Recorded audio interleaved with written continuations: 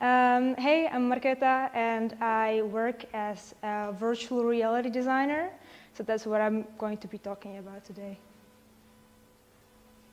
Yes, working. Okay, not here. Never mind. So I come from Czechia originally, in case you were wondering where the name and the accent comes from. And I moved to Belgium last year, so I've been living here for around a year and a half. And I used to work as a UX UI designer in 2D, making 2D apps. And then during my master studies, I got into a research project about education in virtual reality, and really got me excited for VR, for XR. Because I was thinking there must be designers in this, right? So there are apps for virtual reality, but who are the people who make them? And can that be me? And so I got more into XR design, more into figuring out what it is. And there were not so many resources back then, actually. But eventually, it got better, and now you can find plenty. And I got my first job in XR a year ago, actually, in April. So for a year, I've been working as a XR designer. And and that's the kind of headsets I designed for. You were maybe wondering, okay, virtual reality, but what does it actually mean? The headsets that you could put on your head. I hope in the future it will be like lightweight glasses of some sort, because it's bulky, uncomfortable, it's already good enough.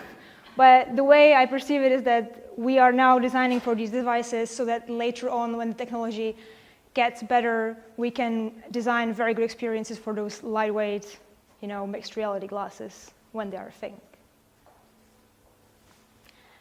And so you hear all these terms floating around as VR, AR, mixed reality, augmented reality, spatial computing from Apple.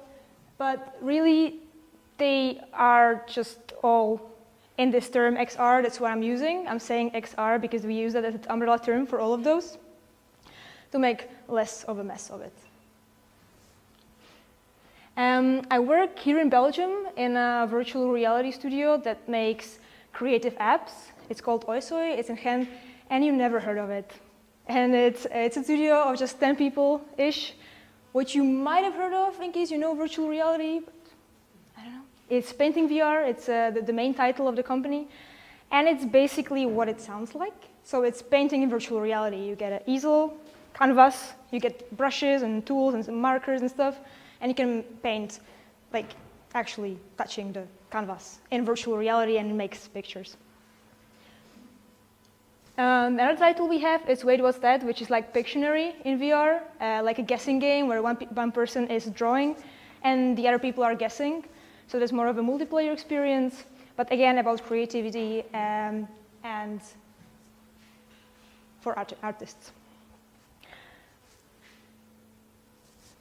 Now, so as I said, I joined Oisoi a year ago, and when I joined, I was the first designer, I was the only designer and the first designer in the team. So that was quite a challenge for me to even establish the design process in the team, on top of figuring out myself how to design for virtual reality. So when I joined, we were thinking, okay, what should the process be in this team when they have a designer now? And that was the idea, that we will have basically very similar process to the standard design process of you get a task, you get a feature that you should make, right? Do some ideation, you go through some prototyping, and then go to developer handoff, testing, taking some twists and turns, taking a lot of twists and turns, but then eventually iterating on it and arriving to a product or a feature as you would in 2D UX UI design.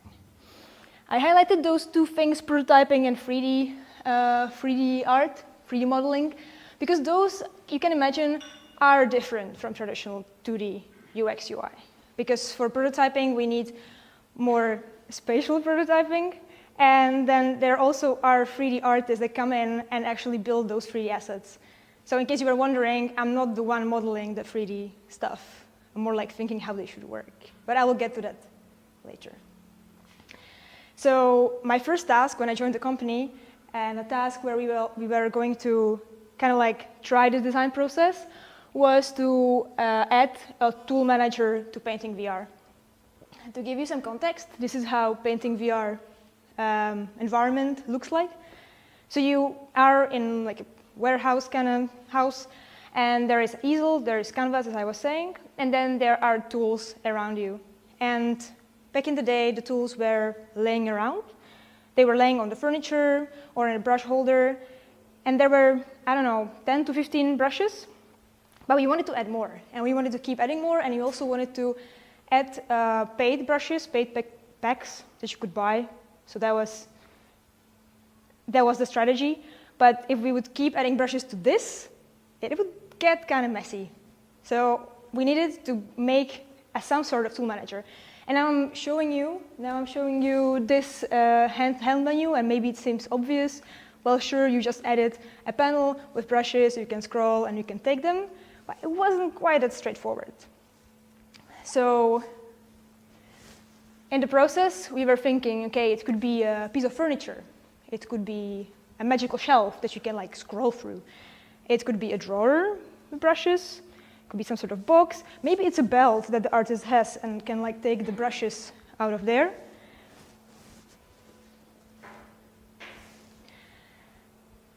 But the thing in VR is that we want to take inspiration from the real world, because real world is inherently 3D, and that kind of makes sense when we design for VR, that we will take inspiration for what we know from our physical world. But then we have to find a good balance with making it efficient and optimized for digital devices. When I talk about this, maybe some of you will remember skeuomorphism that I was taking from the real world, but it didn't go quite as efficient as it could have. Skeuomorphism, that was a practice of incorporating real-world elements into digital interfaces in order to make them seem familiar.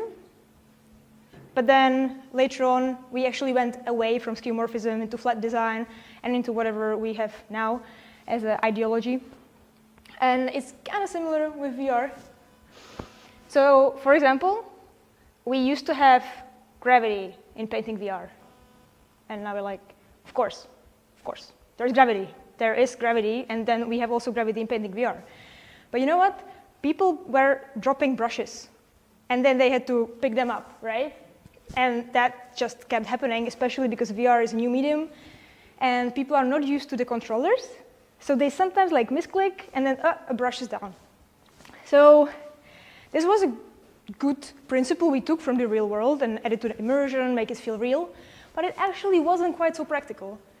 And so we turned gravity off, because you can. And, well, people stopped dropping brushes to the ground. Now they just float in mid-air, so you can just grab them and continue painting. Right, so back to the task. So we were doing the tool manager, right? And trying to figure out how can I organize the brushes, how can we organize brushes for users so that they can keep their studio clean. There were some ideas about panels, ideas about infinitely scrollable drawers, shelves, panels, of course, and then the hand UI, hand panel. And now you see this, and well, this is not Figma, is it? It's 3D, but I'm not really good at 3D modeling, and this is not a 3D modeling software. This is Shape6R. Any of you heard of it? Nobody? Okay, this is like Figma for VR. So if you ever want to try something VR-ish, you can try this software. And they also have a web version. They also have a headset version, which is very, very nice because you can switch between those two as you need. And if you don't have a headset, you can still go there to the web version and try some things out. And I'm going to take a leap of faith and try to show you like a live demo thing. Let's see how that works. Okay, there it goes. Now this is like a painting VR scene that I recreated in Shape6R. And I can zoom here. I can zoom to this hand. And then here I have like the frames you have in Figma that you can link together. So I have them here. And turn around. This is a 3D environment. So you can also go inside it in VR. And I will zoom in a bit to this one because this is where I was prototyping how this should work. And then you can imagine that the buttons are linked to the other scenes. It's called scenes, but it's basically frames. So they are linked together, so when I click on a button in VR, it takes me to the next scene where something changes in the UI. So this is Shape6R. Right, that's what you just saw. And it's no code. No coding, it's no 3D modeling. It's very close to what Figma is. And now you might be also wondering, how come it's so fancy looking modeled brushes, colors? Because I said I don't 3D model stuff. So what I did is that I asked our 3D artists, which is a role that, well, we have 3D artists on our team who do the 3D models. And you can imagine them maybe like illustrators, graphic designers kind of role would be on a 2D team, I think. Like people who do the visual, artsy, 3D model stuff. But then me as a UX designer, I don't make those. I work with them. So I asked the 3D artist to send me the 3D models, and then I recreated the scene that you just saw in Shape6R. I recreated the scene from the 3D models that they sent me. Right, let's play this video. Here you can see the prototype, or similar prototype to the one that I was just showing you in Shape6R.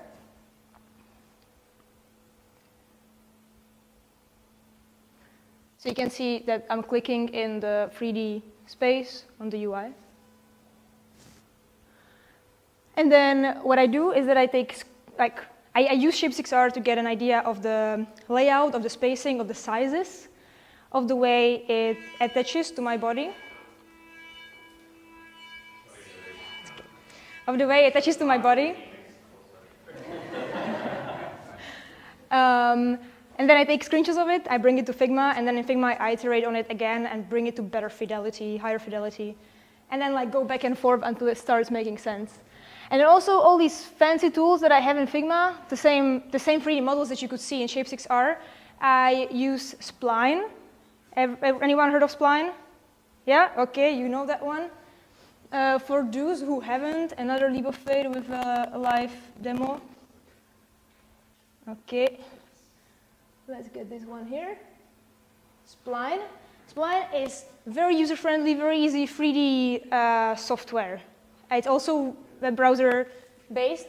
And again, here I imported this brush, and now I can like position it as I want. I could add some lights. I could change the colors actually if I wanted, and some other stuff. Then I can click on export here, and I can export a PNG like this, and the angle that I want.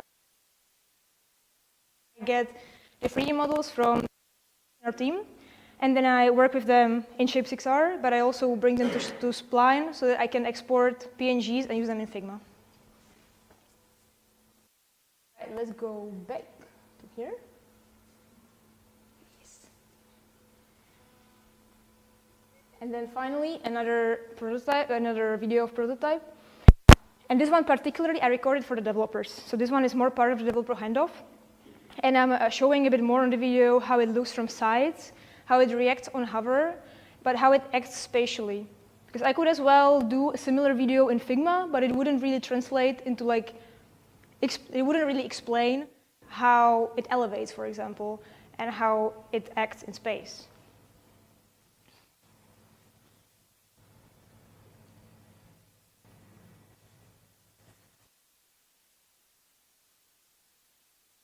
Figma still. I do like the 2D flows that I can do in Figma, I do in Figma, and then those that I cannot, I do in Shapes and record videos. So to my developers, I normally hand off videos and Figma flows, and then sometimes Figma videos like this one. And then of course, feature descriptions and notes. And now, like, here it works because it's kind of 2D, but it doesn't work for every feature. So it really depends if I can use Figma or if I have to use Shape6R. Shape6R is also collaborative, so I can invite my developers inside Shape6R, and then we can also check it together and decide which variant we like. Or I can also explain sizes, gestures better there than I would just like yeah, without the visual aid or 2D. Right, and this is the final implementation in the game.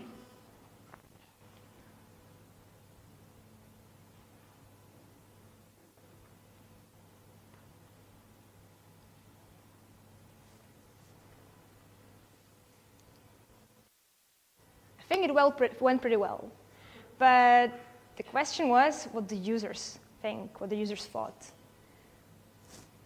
So that brings me to the last one. It's about user testing.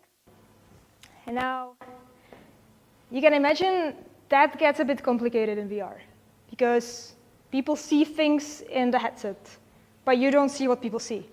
Unless they stream it, unless they cast it to a laptop, but then you have to be with them to see it, unless they cast it, but they also stream it to you over another streaming platform, right? It gets a bit complicated, and then imagine your users are not super tech savvy, and explaining to them, hey, can you please take your headset, connect it to computer, start casting, and send that screen to me while I will be watching on the other side of the world, and then we can talk about what you're seeing and experiencing.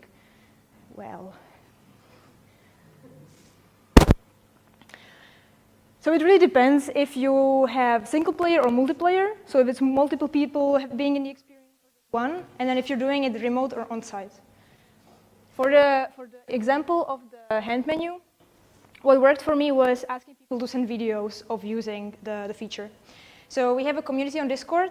For any of you who doesn't know Discord, very gamer kind of platform, but also for whatever pimp communities with chat, voice, and video. So we have a community on Discord, and people share their artworks there. And also some tips about painting, and sometimes they also ask for new features. They give us suggestions what they would like. So that's actually, for me as a UX designer, that's amazing. We have a community of people who use the app and are willing to talk about it and give us suggestions. So I contacted a few people who shared their artwork recently, and then I asked them, hey, have you seen this? And could you record a video with yourself using it? Please say everything out loud, explain what you're feeling, your frustrations, what you like, what you don't like. So I did that, and obviously not everybody answered, and not everybody did, but a few people did. So I got a few videos where I saw people using it, and some great feedback. That really worked well. Another thing that you can do is just watching people's recordings on social media, because people, especially with painting, people do record content and they do post it, and then you can watch how they use your UI and see where they struggle. And then, yeah, I asked for written feedback. What we also did is to attend playtesting events by game dev community.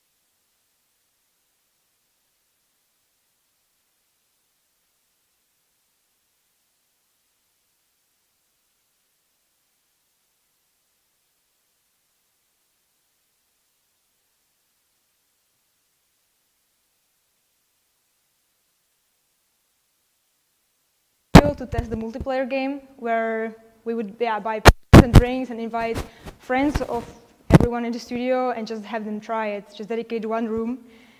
And that was actually a sad job to be a UX designer, because I was the whole evening during the party in that room testing with people, and I got no pizzas. It was worth it. We got a lot of good feedback. Anyway.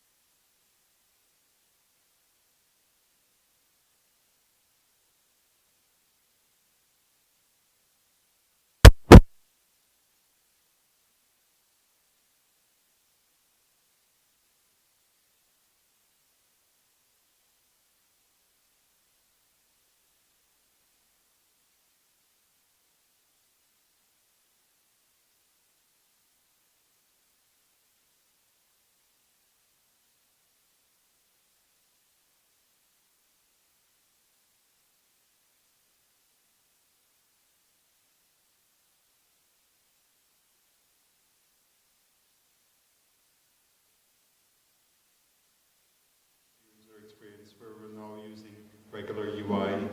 Are there some... You mean like what are the applications of Yeah. VR that could elevate our everyday lives compared Yeah, where do you think it could have the most impact? Where it's maybe underutilized? It's a huge question actually. Yeah. It's a huge one. Oh, so. For me personally, I'm not so much into gaming. It's also why I'm happy that I work for creative life started in games. And I'm really curious about the impact of VR for productivity and for professions that are inherently 3D, like product design or architecture. I'm very interested in that. And then I'm very curious what will happen with the evolution of glasses that we can use in everyday lives. So that's, I think, it will be huge from what we saw so far. Yeah, Meta and the Orion glasses. They're working on a prototype that's too expensive now to ship to consumers. So they're working on that prototype, and also Google and showed their Gemini together with their prototype of AR glasses, and that I think will be the biggest revolution. Okay, nice. The headsets, the bulky headsets, All right. What other? Yes. Yeah, very nice talk indeed. I come from a backend software engineering background, not really UX. But I have a question for testing.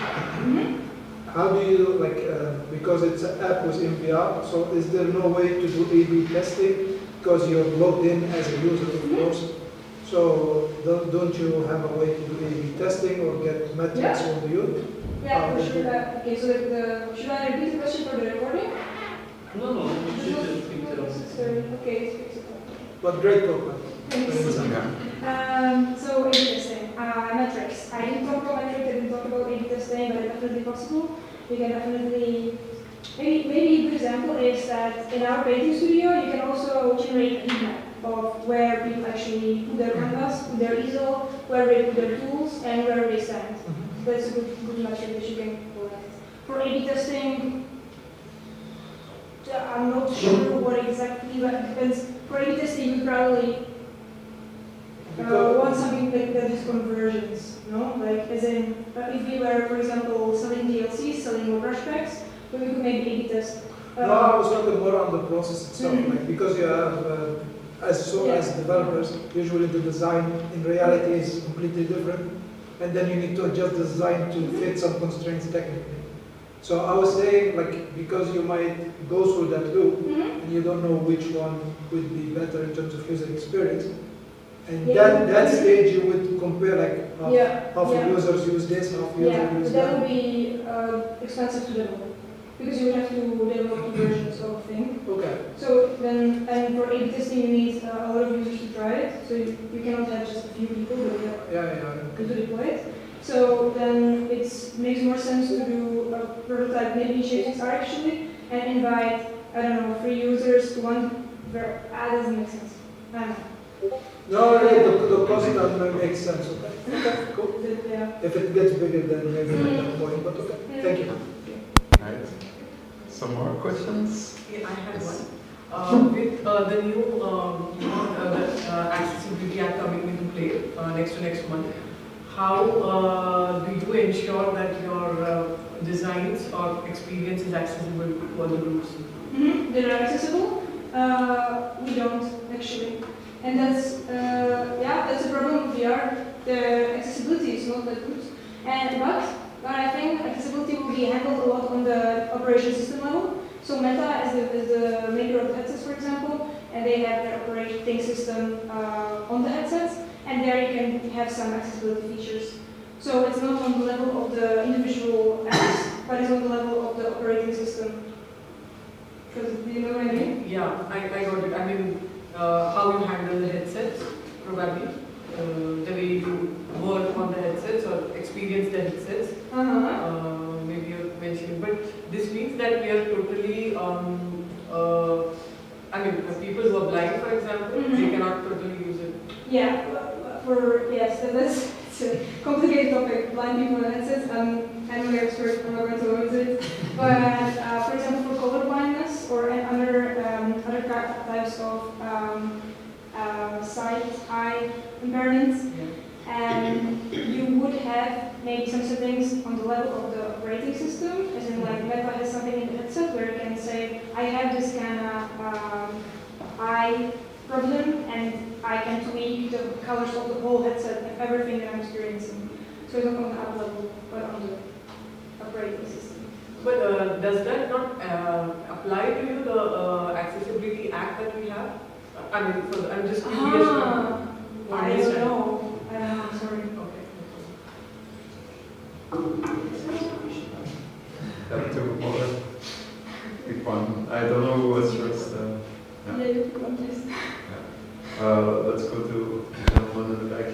Okay, I bought an HTC Vive in 2017, and I thought the coolest app was like Google Earth or Google Maps, because you could be like on top of a skyscraper.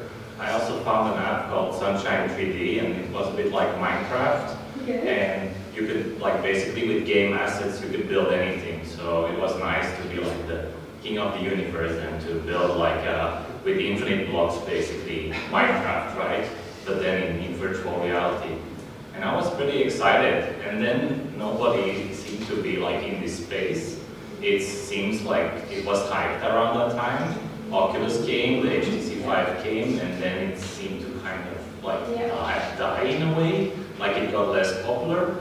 And like, how do you see this, like the evolution of the space? Because you talk about the developments from Meta, but like, do you see it like growing again, or is it like a niche thing and it's gonna stay niche? So I personally, I want to say I'm no expert, kind of am, but I'm not. Like me personally, I think that the future of XR is a bit further and in the point where we get the lightweight glasses. And when it has more real-life productivity use, aside from gaming, aside from entertainment. So I think that's where it will actually become more spread. And we're not there yet. But I'm not in that industry to design for masses now, but I'm there to design for masses later. When it takes more, I hope. Right. One more. It's related, I guess, because, no, I'm just so fascinated because I feel like the worlds of game design and UX design have been so separate, like just different, totally different industries for so long, and now I'm questioning why. Do you feel like this is sort of a bridge between the two? Because I'm fascinated that you started out in UX and you went to this. And so maybe it's the glasses or something that are going to enable that, but how do you see, like, where are the advantages that UX designers might have in this space if we were to go in this direction? Okay, I wanted to say that as a UX designer coming from the traditional 2D UX UI, I feel a bit lacking some skills and experiences compared to game designers. Because they get into this like storytelling, into this like immersion, 3D for a long time, and we as 2D designers hadn't. But then I also think that we bring in more like the methodology of how to do good research, how to do good testing, and design systems and that kind of stuff. So like the structure, the methods that I think is coming from 2D UX UI, and it's like solid base that we can use in XR. That's a great one. So there was one more question that we ignored for too long. Okay. Yeah, so when we're working in Figma and the whole 2D game, like we're used to like working with components and reusable stuff that's like flexible, build like a design library or those kind of things. And I was wondering, because you have all of these virtual 3D assets that get provided to you by 3D modelers, how does that work? And are those like component based? Can you like iterate on that? Can you change? Yeah, so the tools are not there yet, and these standards are still getting established.